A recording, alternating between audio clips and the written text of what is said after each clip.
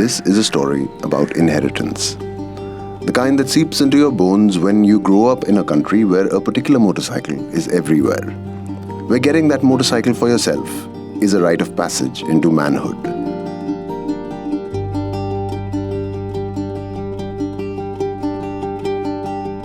This is my 1986 cast iron 350. She's a manifestation of all the classic notions of good taste and beauty. Her lines, pardon the gender, run seamlessly without a hard corner anywhere. Beautiful retro dials, a flower-shaped fuel tank cap, the trademark bulging headlamp, and those lovely round mudguards. A couple of nasty gashes from when someone backed into her, but apart from those, she's in great shape. She's taken me to Ladakh, to Sikkim, through terrain she had no business going to. But that's all in the past. I don't get to ride her much anymore. She's not road legal. But in another 10 years, she will be a bona fide vintage. But this story is not about her.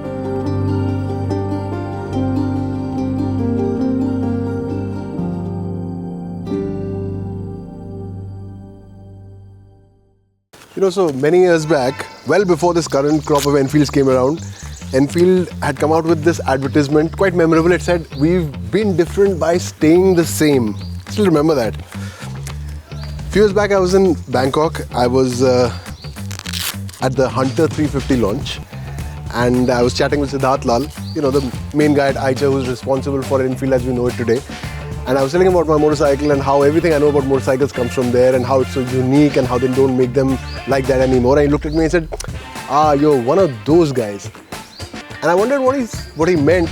And I realized what he meant was I was one of those guys who was resisting the change that had come to Enfield.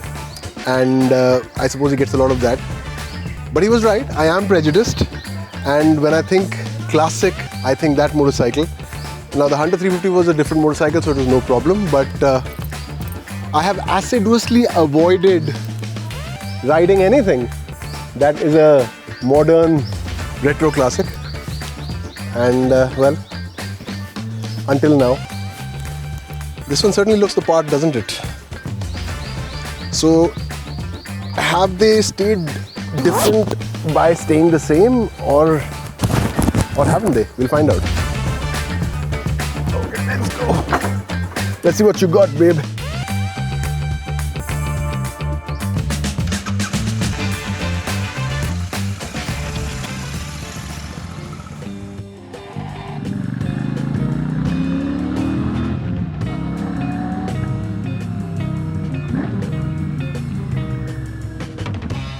Let's start with what hits you first. The way this motorcycle looks, and it is absolutely stunning. The flowing lines from the big round headlamp all the way back to the curved rear fender, it all comes together beautifully. And unlike some retro bikes that end up looking like they're playing dress up, this one does feel genuinely authentic.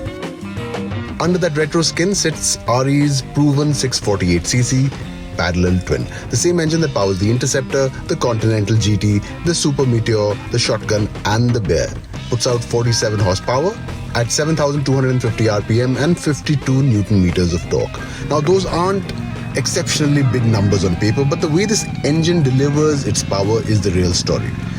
The torque comes in low and stays consistent through the mid-range, which means overtaking in the city or settling into a highway cruise at 80 to 100 kilometers per hour feels quite comfortable. From the rider's seat, the exhaust note through those dual pea shooter pipes is pleasant but certainly not overwhelming. But from the outside, it sounds absolutely gorgeous, a deep, characterful thrum that turns heads. This has been a standard Sunday ride circuit for as long back as I can remember. Get out on the Mehrauli-Badarpur road, originally commissioned by Ghiyasuddin Tughlaq in the 14th century, and then stop at Surajkund on the way.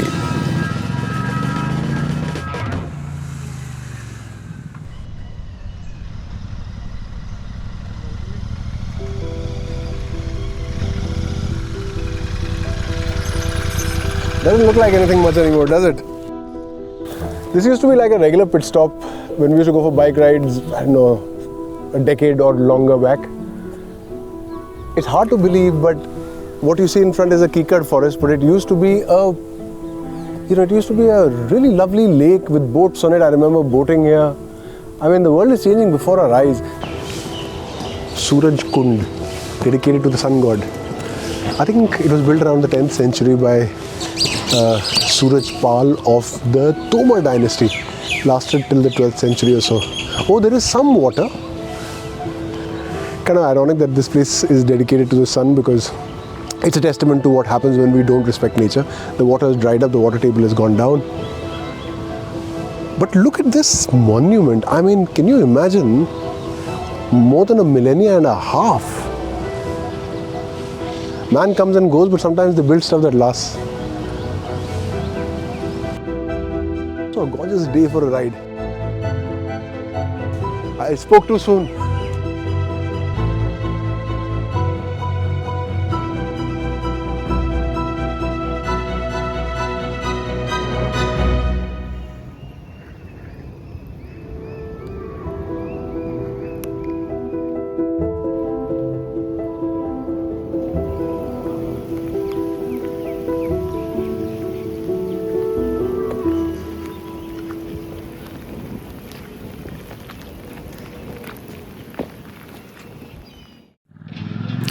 Once the city falls away and the road opens, something loosens. Your grip, your shoulders, your head.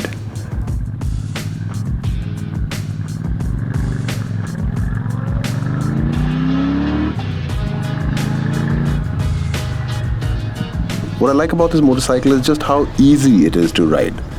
It could be the seat height, but it's incredibly easy to throw into corners, to counter steer, to pull to a stop and keep on line. In that sense, it belies its 243 kilograms. Trip Machine Cafe is one of those places that exists because of people like us. A biker cafe in Gurgaon where the menu has about as much personality as the clientele.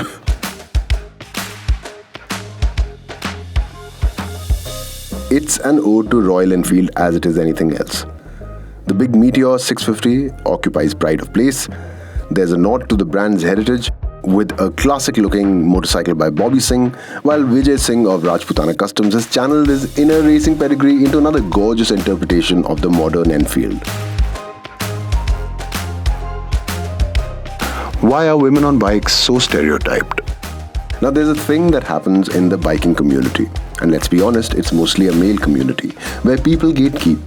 The cast iron guys, like me, look down on the UC engine guys. The old school riders think the new 650 twins are too smooth, too refined, and everybody has an opinion about women riders. For the record, I wanted to meet someone who has a better frame of reference for the classic 650. Niharika just happens to be a woman.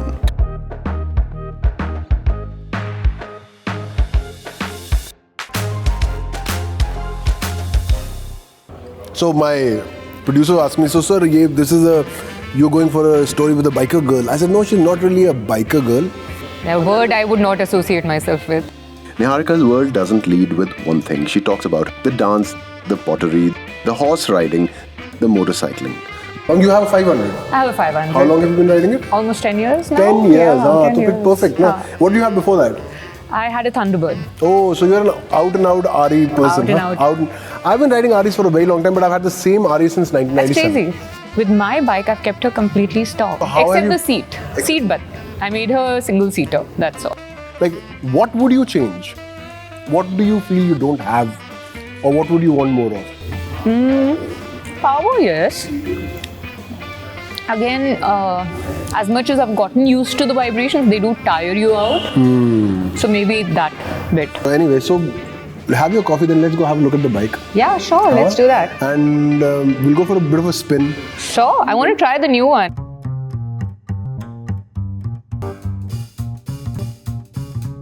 Very pretty motorcycle. Thank you. Meet Janice. Janice. Meet Meraj. Nice to meet you, Janice. Very pretty motorcycle. So can I ride this one? Of course, yeah. And there you go. What do you think of that? Let me take it off the stand for you. Yeah, thank you.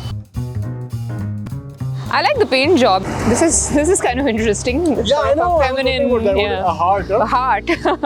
I'm also going to try it. Let's gear up. The boys have it easy. Oh, you're going to do a lot, huh? Yeah, well, I've got long hair, so I've got to wrap them in.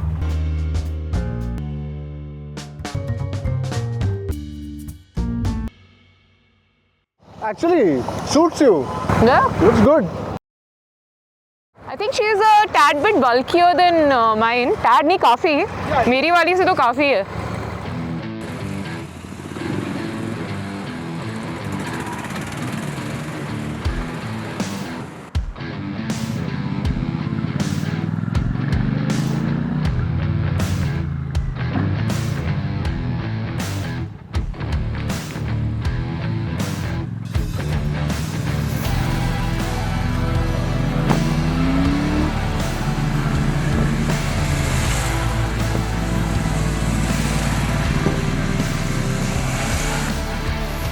There's something about riding with somebody, not in a group. Groups can be a bit chaotic, but two riders, two bikes, the same road. You fall into a rhythm without trying.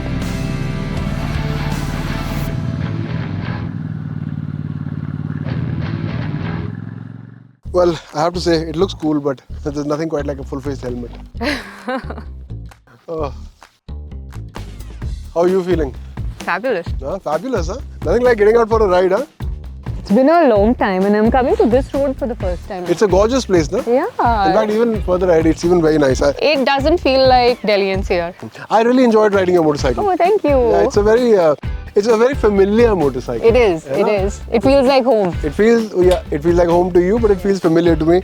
I'm interested though. What did you think of this? Is it too big for you? Is it?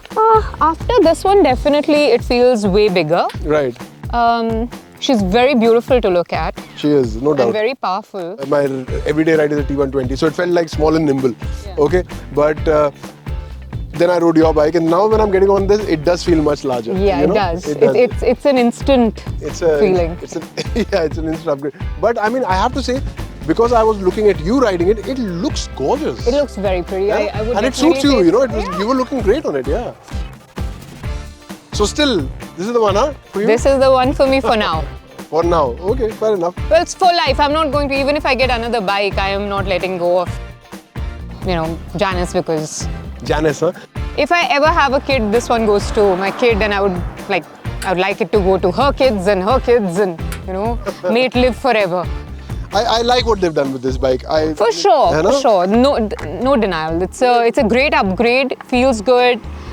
Very powerful when you compare it to this one. And also the twin feeling is a twin feeling. 100%. Once you've ridden a twin, it's very hard to go back to a single cylinder. Especially when we were riding on GFR, there's a feeling when you have that power. And my husband has this favorite line, is when in doubt, throttle out. Throttle out. It's not a bike to really zip. Yeah, it doesn't make you feel like you want to either. So, 80 kilometers per hour, if you want a twin and you want to, I guess you could do long distance on it too, right? Probably. If you can do long distance on this, 100% you can do it on that. So, you can do a long distance on 350. So, well said. Yeah. It does feel like a real upgrade over the other bikes. It does, no? Yeah. Yeah, the 650 is a gorgeous engine, yeah. Can't wait to see what they do with the 750. Anyway, on that note, do you want to ride that or do you want to ride this? Mine. Okay. Shall we? Let's. Okay, chalo. Right. But thanks for taking this time out, huh? This was fun. Also riding with you, Meraj. Yes. It's been a while. It has, for sure.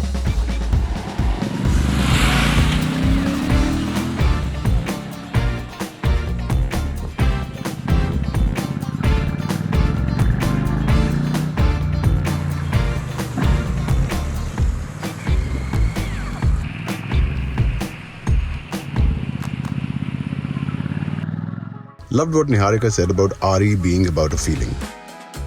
You see, Royal Enfield has always understood that a motorcycle isn't just metal and rubber, and with the classic 650, the company has bottled a very specific feeling, nostalgia, and served it up with a thoroughly modern chassis underneath.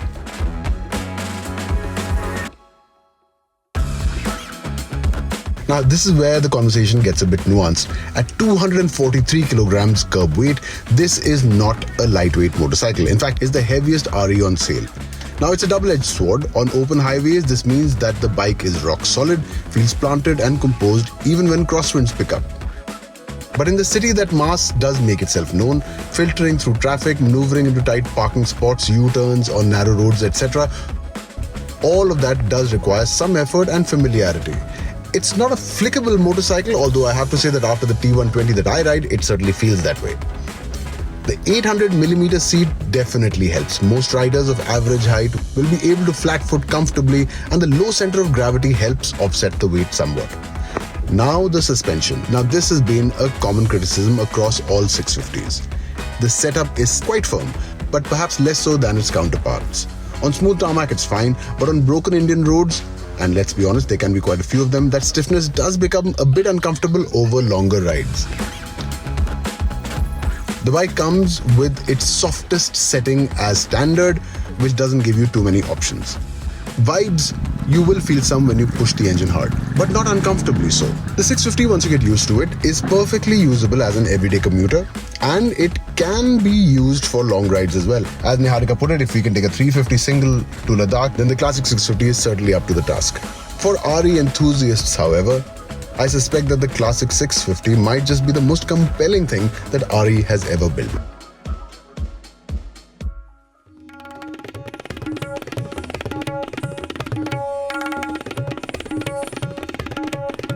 Now this bit wasn't really in the script.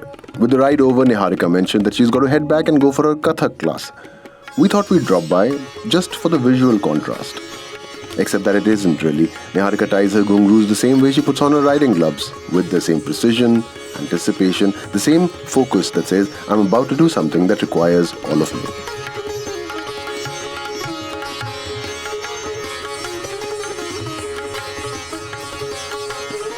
The word Kathak comes from Katha, which means story. The need to tell stories doesn't live in one place or one medium. It doesn't care whether you're on a motorcycle or on a wooden floor with bells on your ankles. The impulse is the same. Move, express, be present, don't stop.